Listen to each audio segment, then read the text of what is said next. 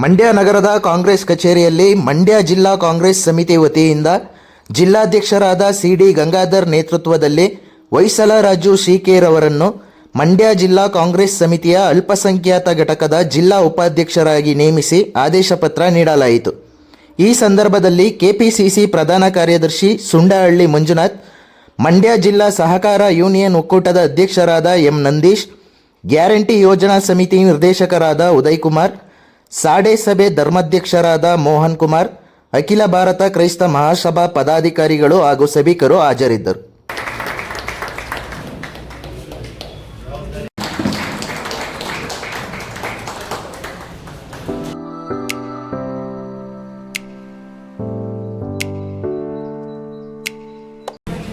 ಎಲ್ಲರೂ ಕೂಡ ಅಲ್ಪಸಂಖ್ಯಾತರ ಘಟಕದ ಜಿಲ್ಲಾ ಉಪಾಧ್ಯಕ್ಷರನ್ನಾಗಿ ಹೊಯ್ಸಳ ರಾಜರವರಿಗೆ ಕೊಟ್ಟಿರ್ತಕ್ಕಂಥ ಜವಾಬ್ದಾರಿಗೆ ತಮ್ಮೆಲ್ಲರೂ ಕೂಡ ಸಾಕ್ಷಿಯಾಗಿಲ್ಲ.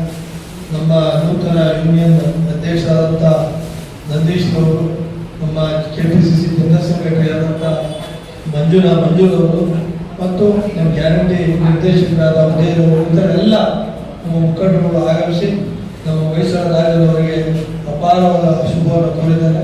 ತಮ್ಮೆಲ್ಲ ಸಂಘಟನೆಗಳು, ತಮ್ಮೆಲ್ಲ ಸಮಾಜ ಎಂದಿನಂತೆ ರಾಜಕೀಯವಾಗಿ ನಮಗೆ ಹೆಚ್ಚಿನ ಶಕ್ತಿಯನ್ನು ನೀಡಿ ಈ ರಾಷ್ಟ್ರದ ಅಭಿವೃದ್ಧಿಗೆ ಕಾರಣೀಭೂತರಾಗತಕ್ಕಂಥ ಮನೆಯನ್ನು ಮಾಡ್ತಾ ನಮಗೆಲ್ಲರೂ ಕೂಡ ಜಿಲ್ಲಾ ಕಾಂಗ್ರೆಸ್ ವತಿಯಿಂದ ಅನಂತ ಧನ್ಯವಾದ ಅರ್ಪಿಸ್ತಾ, ಜಿಲ್ಲಾಧ್ಯಕ್ಷರಿಗೆ ವೈಯಕ್ತಿಕವಾಗಿ ನನ್ನನ್ನು ಮಂಡ್ಯ ಸಹಕಾರ ಒಕ್ಕೂಟದ ಅಧ್ಯಕ್ಷನಾಗಿ ಅವಿರೋಧವಾಗಿ ಆಯ್ಕೆ ಮಾಡಲು ಸಹಕರಿಸಿದ್ದಕ್ಕೆ ಹೃದಯಪೂರ್ವಕವಾದ ಧನ್ಯವಾದಗಳನ್ನು ಅರ್ಪಿಸ್ತಾ, ಪ್ರಮುಖ ಪಾತ್ರ ಅವರದೇ.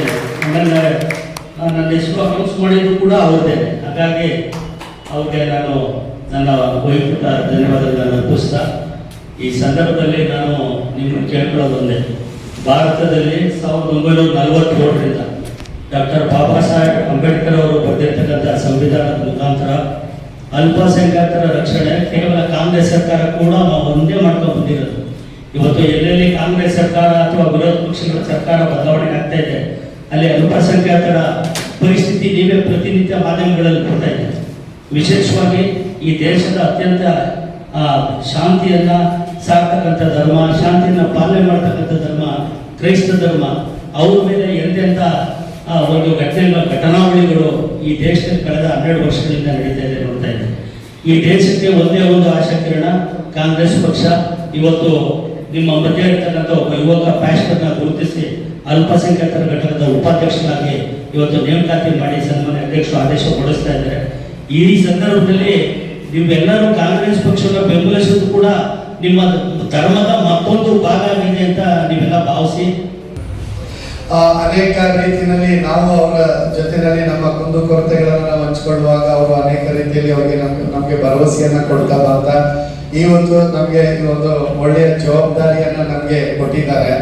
ಅದರ ಜೊತೆಯಲ್ಲಿ ನಮಗೆ ಸನ್ಮಾನ್ಯ ಚಲರಾಯಸ್ವಾಮಿ ಅವರಾಗಿರ್ಬೋದು ಸಚಿವರು, ಅದರ ಜೊತೆಯಲ್ಲಿ ನಮ್ಮ ಶ್ರೀರಂಗಪಟ್ಟಣ ಶಾಸಕರಾಗಿರುವಂಥ ರಮೇಶ್ ಬಾಬು ಬಂಡಿಸಿದ್ದೇಗೌಡರು, ಆಮೇಲೆ ನಮ್ಮ ಎಂ.ಎಲ್. ದಿನೇಶ್ ಅಣ್ಣ ಅವರು, ಅದಾದ್ಮೇಲೆ ನಮ್ಮ ಎಂ. ನಂದೀಶ್ ಅಣ್ಣ ಅವರು, ಇವರೆಲ್ಲ ಸತತವಾಗಿ ಇದರಲ್ಲಿ ನೀವೊಂದು ಜವಾಬ್ದಾರಿ ತಗೋಬೇಕು ಎಂಬಂತ ಒಂದು ಒಕ್ಕೋರಿನ ಒಂದು ಒತ್ತಾಯ, ಇದರ ನಿಮಿತ್ತವಾಗಿ ನಾವು ಈ ಒಂದು ಪದವಿಗೆ ನಾವು ಅಂಗೀಕಾರ ಮಾಡ್ಕೊಂಡಿದ್ದೀವಿ.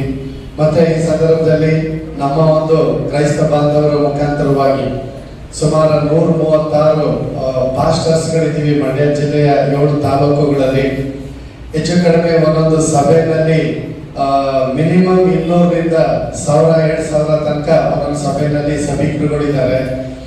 ಅನೇಕ ನೋವು ಹಿಂಸೆಗಳಲ್ಲಿದ್ದಾಗ ಗಂಗಾಧರಣ್ಣವರಾಗಿರ್ಬೋದು, ಸಚಿವರಾಗಿರ್ಬೋದು, ಶಾಸಕರಾಗಿರ್ಬೋದು, ನಂದೀಶ್ ಅವರಾಗಿರ್ಬೋದು, ಪೊಲೀಸ್ ಇಲಾಖೆಗಳಿಗೆ ಸಂಬಂಧಪಟ್ಟಂತ ಪೊಲೀಸ್ ಇಲಾಖೆಗಳಿಗೆ ಸ್ಪಂದಿಸಿ, ನಮ್ಮ ಆ ದಿನಗಳಲ್ಲಿ ನಾವು ಯಾವುದೇ ಅಧಿಕಾರದಲ್ಲಿ ಇರಲಿಲ್ಲ, ಆಗ್ಲೇ ಅವರು ಸ್ಪಂದಿಸಿ ನಮಗೆ ಸಿಬಿ ಚನ್ನಪಾಶಗೆ ಚೆನ್ನಾಗಿ ಗೊತ್ತಿದೆ, ಅವರು ಪೊಲೀಸ್ ಸ್ಟೇಷನ್ಗಳಿಗೆ ಮಾತಾಡಿ ಅವ್ರಿಗೆ ಯಾವುದೇ ರೀತಿ ತೊಂದರೆ ಕೊಡಬೇಡಿ, ಅವ್ರನ್ನ ಬಿಟ್ಟು ಕಳಿಸಿ ಎಂಬುದಾಗಿ ಅವರು ನಮ್ಮ ಪರವಾಗಿ ಮಾತಾಡ್ತಿದ್ರು.